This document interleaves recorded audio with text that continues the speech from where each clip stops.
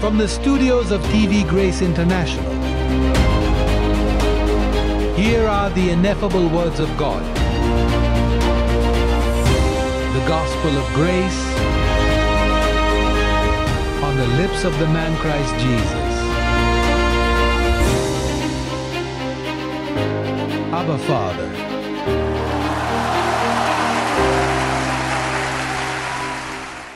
Pinagpala sa bawat espiritual na pagpapala. Well, ang paksa ngayon, siya ang ama ng mga espiritu. Yun ang issue. Natural, siya ang ama ng mga espiritu at disiplina ng Diyos. Ang Diyos ay nagtatatag ng mga tipan at ang sinabi niya na siya ang ama ng mga espiritu at disiplinahin ng mga bata habang narito sila sa lupa. Ibig sabihin, habang sila ay nasa langit, hindi sa langit dahil ito ay isang proyekto sa ibaba. Ito ay para sa amin upang mabuhay, sabi ng salita. Pero basahin natin para sa makita ng napakalinaw kung paano inilalapat ang disiplinang ito, kung kanino ito inilalapat, at para saan ito ginawa. Sabi sa Hebreo Kabanata 12,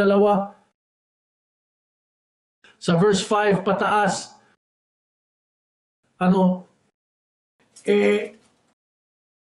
nakalimutan mo na ang pangaral na itinuturo sa iyo bilang mga bata na nagsasabing, anak ko, huwag mong hamakin ang disiplina ng Panginoon. Nihimatayin kapag ikaw ay pinagsabihan niya, sapagkat dinidisiplina ng Panginoon ang kanyang minamahal at hinahampas niya ang lahat ng tinatanggap niya bilang anak. Kung titiisin mo ang disiplina, tinatrato ka ng Diyos bilang mga anak. Dahil sinong anak ang hindi dinidisiplina ng ama? Ngunit kung ikaw ay naiwang walang disiplina, na ang lahat ay naging kalahok, tapos mga bastos kayo, at hindi mga bata. Sa kabilang banda, mayroon tayong mga magulang sa lupa na nagdidisiplina sa atin, at iginagalang natin sila. Bakit hindi natin dapat sundin ng mas mabuti ang ama ng mga espiritu, at mabubuhay ba tayo? Well, narito ang detalye, ang ama ng mga espiritu ay hindi nagsasalita tungkol sa pisikal na mga ama. Pinag-uusapan natin ang tungkol sa isang espiritual na disiplina. Disiplina na ito ay para lamang sa mga bata, kailangan mong maunawaan yon. Ang mga bastos, hindi nila disiplinado sila. Lumalapit sila sa katotohanan at hindi naabot ang buong kaalaman.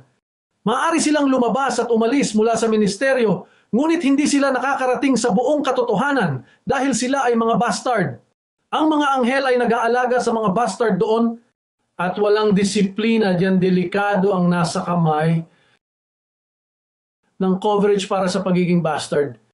Samantala, ang isang anak ay maaaring nasa ilalim ng mga anghel, nasa ilalim ng disiplina, nasa ilalim ng paghagupit at laging ligtas, sapagkat ang layunin ng pagdidisiplina sa kanila ay upang sila ay mabuhay, upang sila ay maghari sa buhay. At ito ay isang proyekto dito sa lupa, tulad ng sinabi ko sa iyo, at mayroon lamang isang ama ng mga espiritu, walang dalawa, at ang ama ng mga espiritu ay nagdidisiplina dito sa langit. Ibig sabihin sa lupa, ito ay para sa mga taong may pisikal na katawan, para sa mga taong narito, at ang ama ay isa rin na may pisikal na katawan. Sabi, ito ay isang disiplina na may layuning turuan at ihanda ang mananampalataya upang mabuhay, upang siya ay mamuhay ng maayos sa kapayapaan at katahimikan. Ang disiplina ay kaalaman na umaabot sa isip, iyon ay ang espiritu, at ito ay may layunin na malaman ng mananampalataya ang kanyang tunay na pagkatao. Iyan ang unang layunin upang maliwanagan ang mga mata ng iyong pangunawa.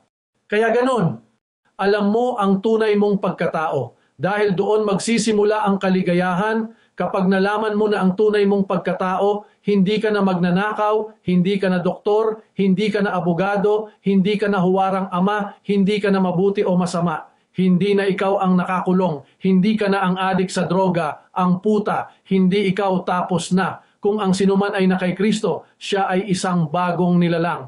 Hindi iyon ang iyong pagkakakilanlan. Iyon ay isang karamdaman na mayroon ka sa iyong laman dahil sa mga sitwasyon at iba't ibang dahilan mula sa mga karanasan, mula sa politika, mula sa iyong bayan, mula sa iyong mga magulang, mula sa iyong mga lolo't lola, mula sa iyong apelyido. Hindi iyon magtrabaho para sa iyo dito upang makatulong. Ang layunin ay na alam mo ang iyong tunay na pagkatao at iyon ang para sa disiplina. Ang disiplina ay makikita sa isip. Ito ay nagpapakita ng sarili upang turuan ka, upang bigyan ka ng kaalaman. Kapag dumating na ang kaalamang iyon, hindi ka na ulila. Samantalang ang bastos ay laging bastos. Ngayon ang anak, lagi siyang nasa bahay. Sinabi ng aking ninuno na si Jesus ng Nazaret, ang anak ay laging nananatili sa bahay, ang alipin ay hindi. Hindi ligtas yon. Ngayon ang anak saan man siya naroroon sa mga kamay ng mga anghel o kaya siya ay hinahagupit, ang layunin ay turuan siyang mabuhay. Siya na nagpasimula ng mabuting gawa sa inyo, sa inyong mga anak, ay tatapos nito sa pamamagitan ng hook o ng crook, sa pamamagitan man ng pagtulak o pagtulak, tatapusin pa rin niya ito kung ikaw ay anak ng Diyos. Ngayon tulad ng sinabi ko, ang salitang iyon, tingnan kung ano ang sinasabi nito sa Hebreo 4:12. Sabi niya, dahil ang salita ng Diyos, iyon ay ang ebanghelyo ng di pagtutuli. Sapagkat ang salita ng tipan na ito ay hindi pagtutuli, ang sa kabilang tipan ay ang pagtutuli at doon pa rin itinuro. Ngunit sabi, sa pak na ito, na nagsasalita na tayo ay nasa isang bagong kasunduan. Ang sabi niya ay parang espadang may dalawang talim. Sabi niya ito ay buhay at mabisa at matalas kaysa alinmang tabak na may dalawang talim at tumagos hanggang sa paghahati ng kaluluwa at espiritu. Iyon ang layunin. Ipaglalaban kanya hanggang sa maghiwalay kayo. Magpapatuloy siya sa pagtatrabaho sa iyo. Iyon ay ang gawaing detalye, gawaing pangangalaga. Dahil gusto kanyang hiwalayan, paghiwalayin, ngunit hindi ka sirain.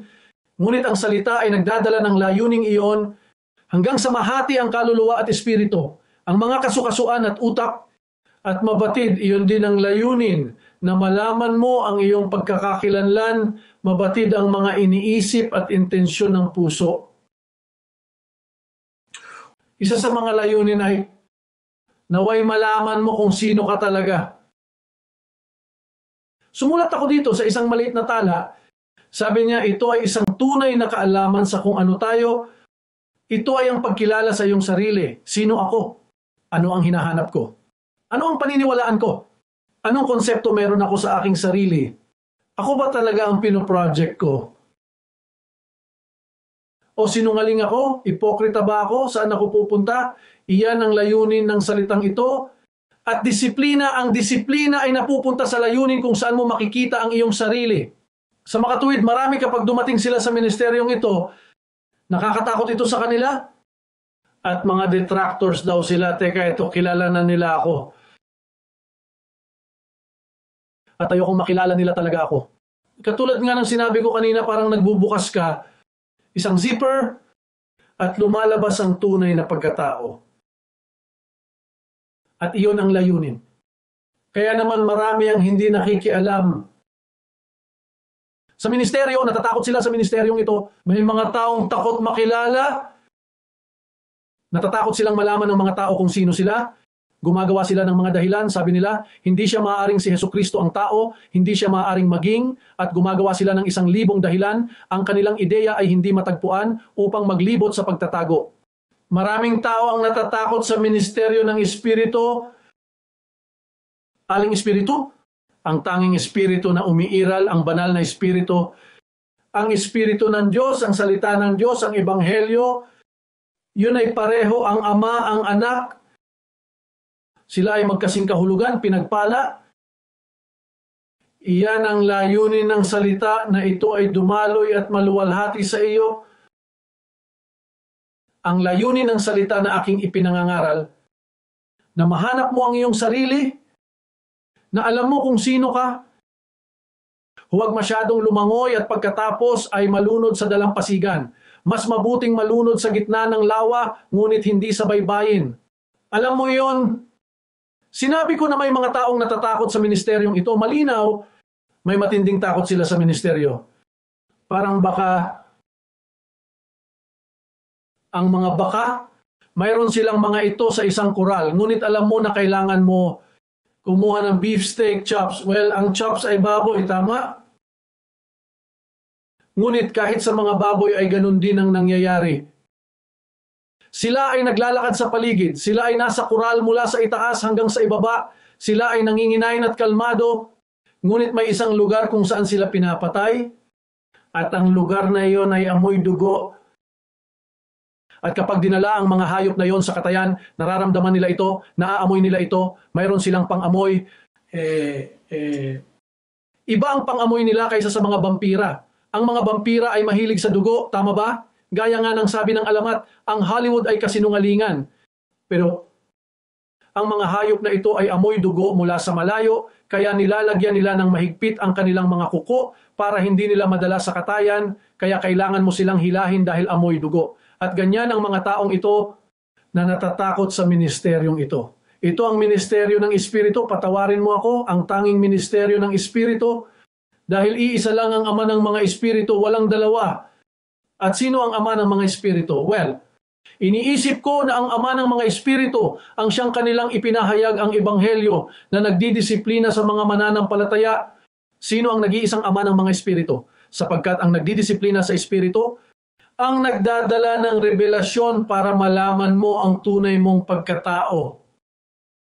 So yon bueno, upang malaman mo na ikaw ay isang itinalaga, isang pinili, isang pinabanal, na ikaw ay napaka-espesyal, na ikaw ay isang kayamanan sa isang sisidlang putik, na ikaw ay isang Diyos na walang sandata na ginawa laban sa iyo, na kung may mga demonyo, matatakot sila sa iyo, tatakas sila sa iyo, gusto nilang gawin tulad ng mga baka kapag naamoy nila kung nasaan ang dugo. Tila dumating ang salitang ito upang ipaalam sa iyo iyon.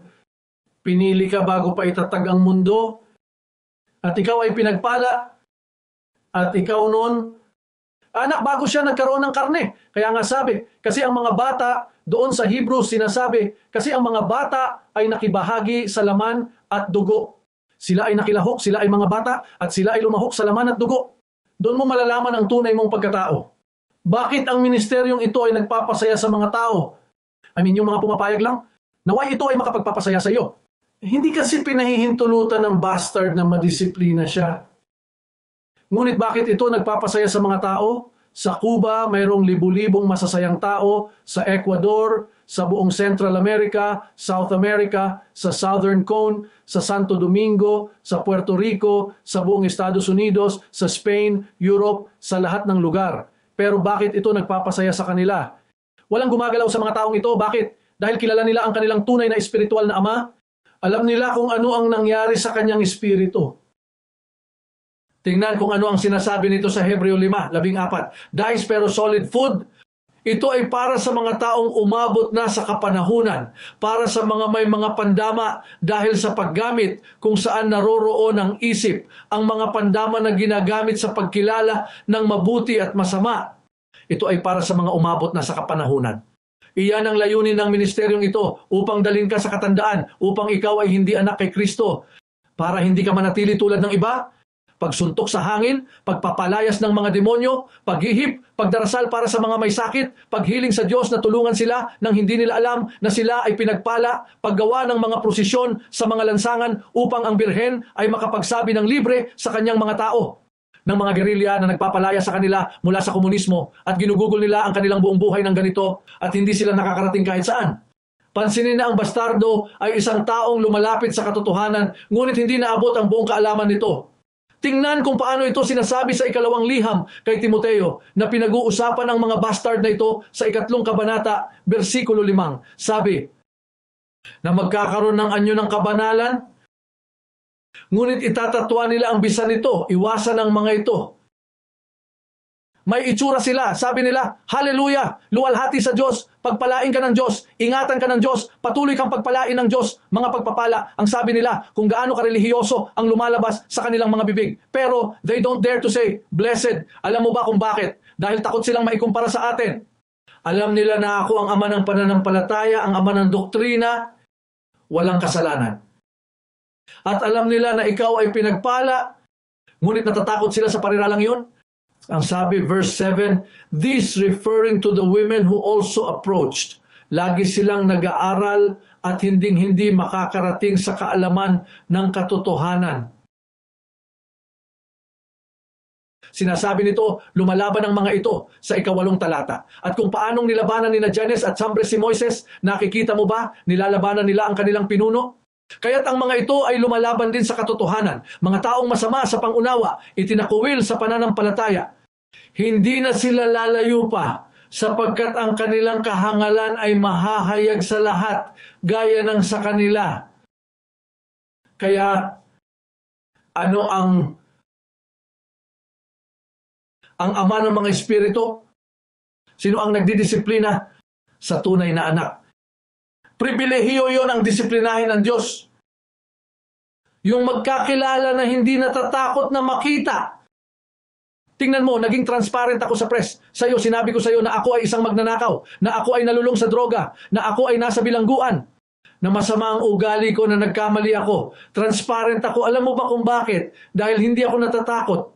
Hindi mo ba nakikita na ang katotohanan ay para sa kapakanan ng katotohanan? At wala sa mga iyon ang nakakaapekto sa akin. Lahat tayo ay may mga pagkakataon dito. Lahat tayo na nagdusa at dumaan sa mga pagsubok ay may pagkakataon para sa disiplina. Kung hindi ka maaayos ng disiplina ng Diyos, kahit na ang Chinese na doktor ay hindi magliligtas sa iyo. Kung hindi ka maaayos ng disiplina ng Diyos, nasira ka mula sa pabrika, isa kang bastos na walang makakatulong sa iyo. Ngunit kung ikaw ay anak ng Diyos, at ikaw ay tinataka ng espiritong ito ng katotohanan, titiisin mo ang disiplina. Minsan ganyan ang disiplina. Nagdudulot ng sakit, at dumarating ang pag-uusig, at dumarating ang mga hindi pagkakaunawaan, ngunit ang disiplinang iyon ay tinitiis. Tingnan natin kung ano pa ang isinulat ko dito, para saan ang disiplinang ito. Tingnan kung paano niya sinabi. Unang liham sa mga taga-Korinto, Kabanata 2, sa talata 12, sinasabi nito. 12 bersikulo, at hindi natin tinanggap ang espiritu ng sanlibutan, ngunit ang espiritu, ano ang banal na espiritu? Nagaling sa Diyos. Para saan? Ang magsalita ng mga wika, ang manghula, ang magbigay ng sarili kong opinyon? Hindi. So yon, para malaman natin kung ano ang ipinagkaloob sa atin ng Diyos. Yun ang layunin ng disiplina ng Diyos, para malaman mo kung sino ka, saan ka pupunta, saan ka nanggaling at saan ka pupunta. Kahanga-hanga ang disiplina ng Diyos. Itinatama ka? Ito ang nagbibigay liwanag sa iyo, gagabay sa iyo, upang hindi makaalis ang pilay.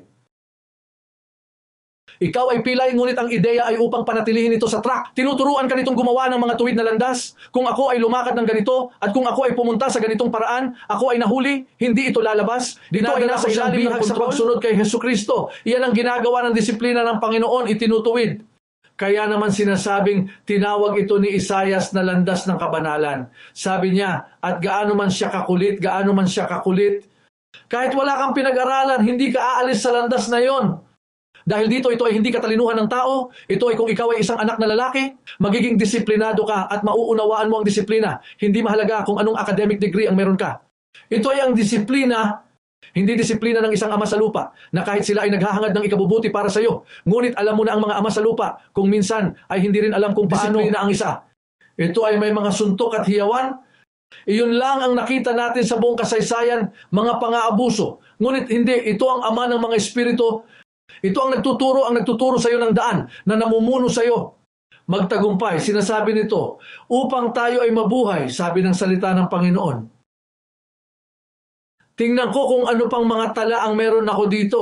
Well, balik tayo sa topic, ang ama ng mga espiritu. Ang disiplina na ito ngayon dito sa lupa, sa langit, hindi sa langit, kundi sa langit, upang tayo ay mabuhay para makita ang intensyon at kaisipan. Ngunit hindi ka mauunawaan ng taong masama sa pangunawa. Ang taong masama sa pangunawa ay patuloy na natitisod at natitisod. Higit pa rito, ang mga baka ay mas matalino. Isang baka ang natitisod sa isang lugar minsan lang. At mula roon ay hindi na muling natitisod ang baka dahil alam na nito kung saan ang butas. Ngunit ang tiwali sa pangunawa ay patuloy na natitisod sa parehong paraan. Lumipas ang mga taon at nananatili silang kasali. Tinatawag sa simbahan, saang simbahan? Iyan ay hindi kahit isang simbahan. Ito ay mga sinagoga ng Protestante, mga sinagoga ng Pentecostal, mga sinagoga ng mga division ng Espiritu, ng Hinala. ng mga taong lumikha ng kasamaan ay masama, sira sa pangunawa. Tingnan kung ano ang sinasabi doon mismo sa Hebreo, kabanata sa kabanata 12. Tingnan ang Hebreo kabanata 12, versikulo 23 hanggang 25. Tingnan kung ano ang sinasabi nito sa kongregasyon ng mga panganay na nakarehistro sa langit. Sa Diyos na hukom ng lahat, yun ang ama ng mga espiritu. Sa mga espiritu ng matuwid, ano ang ginawa ng mga matuwid? Perpektong katotohanan. Ito ay isang kongregasyon na nasa langit, ng mga nilalang na may katawan ng tao, na ang kanilang mga espiritu ay naging perpekto. Sabi niya, si Jesus ang tagapamagitan ng bagong tipan at ang pagwiwisik ng dugo na nagsasalita ng mas mahusay kaysa kay Abel. Siguraduhin hindi itapon kung sino ang nagsasalita.